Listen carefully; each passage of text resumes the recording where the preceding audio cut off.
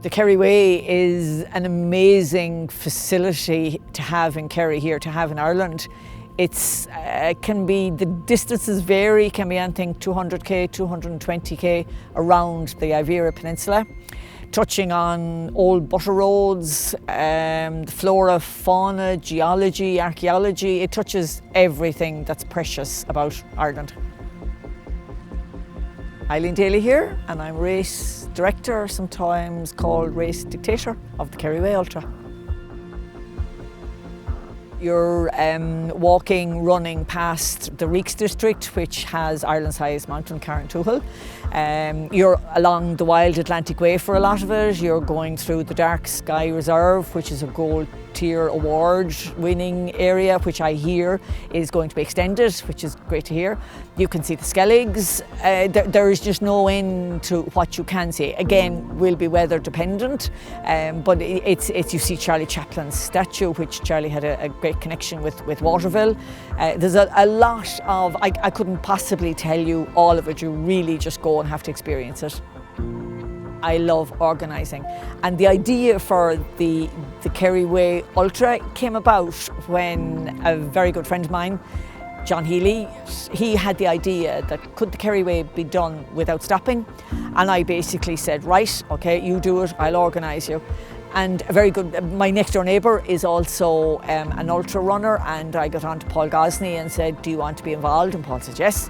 So John and Paul started off one morning. Myself and a guy called Simon were with them as crew. Brian and Julie Byrne appeared out of the ether with their camper van. Obviously they are really experienced ultra runners and crew. I didn't know them, they just offered their help, which was gratefully accepted. John and Paul took off, and it was about 50k in when Paul decided to tell me that he had cracked ribs. So obviously then he decided to opt out of it, and John continued and finished it. And it was only then afterwards that we were talking, we said, this might have the prospect of being an event. So it started off then the first official year, which was 2013. We had 15 people rocked up to start and 3 finished. The second year then we had 35 people got to the start line and 15 finished, and it's been growing ever since, which is great. We were very lucky then after a few years to become a qualifying race for UTMB, which is probably Europe's largest ultra running event and attracts huge attention. And we were just lucky to be involved with them. And then about 2 years after that, same with Western States in California, which is the biggest event in the world. Biggest as in quality. Quantity is they came to about 300 and I think maybe 64 entries, which is something the ethos I like to follow as well too. So delighted to be involved with the Western States going forward.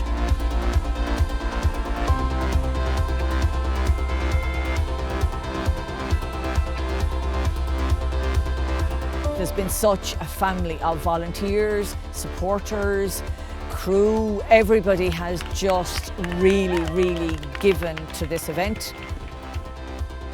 This year is an interesting year for loads of reasons. I suppose the 10th anniversary is a great achievement to get to. Little did I think that it would get to this, to 10th anniversary. We're changing our start and finish to the Killarney Racecourse, which I'm really excited about.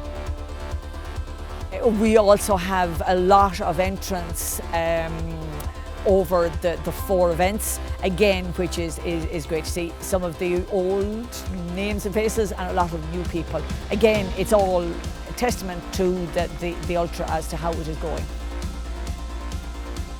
This year we're also delighted to have sponsors on board with us, Six West, who are an airline leasing company based in Dublin, Shannon, Cork, run by an Australian who's living in Cork and is an ultra runner. They get what the event is like from an ultra running point of view as well as from a sponsorship point of view. And also we have Simalp, which is a French outdoor gear company who have been watching the Ultra for several years, and just they love the community-based ethos of it. So it's great to have people like that on board with us as well, just to help us grow just a little bit more every year.